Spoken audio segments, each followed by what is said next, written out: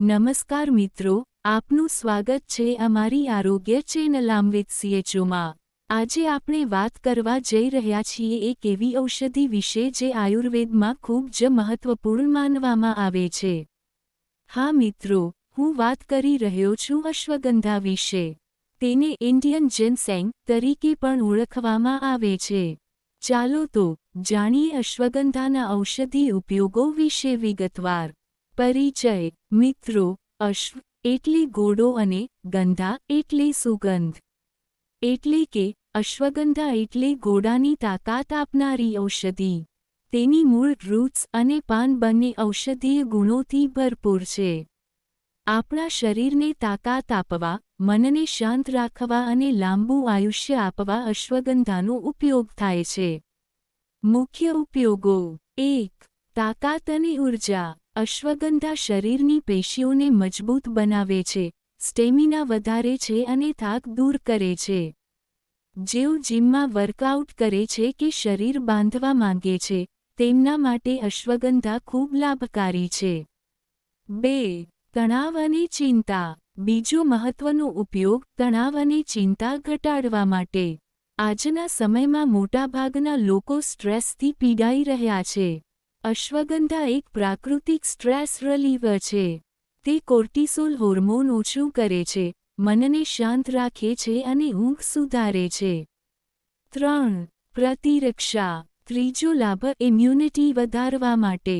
અશ્વગંધા શરીરને ચેપ સામે લડવા સક્ષમ બનાવે છે। નિયમિત સેવનથી શરદી, ખાંસી અને નાની બીમારીઓથી બચી શકાય છે।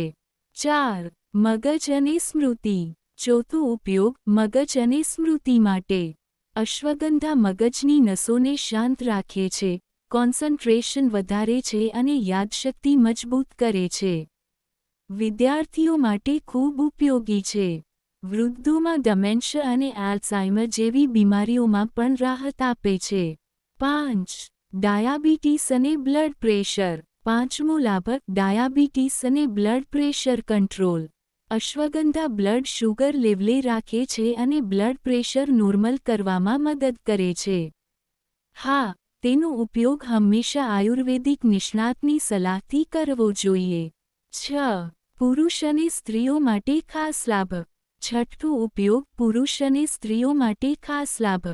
પુરુષોમાં તે શક્તિ, સ્ટેમિના અને પ્રજનન શક્તિ વધારે છે। સ્ત્રીઓમાં હોર્મોન સંતુલિત કરે છે, થાક દૂર કરે છે અને માસિક ચક્રમાં આરામ આપે છે। 7. સાંધા અને હાડકાં માટે। સાતમો ઉપયોગ સાંધા અને હાડકાં માટે। અશ્વગંધા સાંધાના દુખાવા અને આર્થરાઇટિસમાં રાહત આપે છે। તે હાડકાં મજબૂત બનાવે છે અને શરીરના સોજા ઘટાડે છે। હવે વાત કરીએ અશ્વગંધા લેવાની રીત વિશે। તારક ચિહ્ન। અશ્વગંધાનો ચૂર્ણ દૂધ સાથે રાત્રે લઈ શકાય। તારક ચિહ્ન તેની ગોળી કે કેપ્સ્યુલ પણ મળે છે। તારક ચિહ્ન અશ્વગંધા ઘી અથવા મધ સાથે લેશો તો વધુ ફાયદો મળે છે। એક ખાસ કાળજી રાખવી જરૂરી છે। ગર્ભવતી સ્ત્રીઓએ વિના ડોક્ટર સલાહ લીધા તેનો ઉપયોગ ન કરવો। વધારે માત્રામાં લેવાથી પેટની તકલીફ થઈ શકે છે। હંમેશા નિષ્ણાતની સલાહ મુજબ જ ઉપયોગ કરવો। મિત્રો, અશ્વગંધા ખરેખર એક ચમત્કારી ઔષધિ છે, જે શરીર અને મનને તંદુરસ્ત રાખે છે।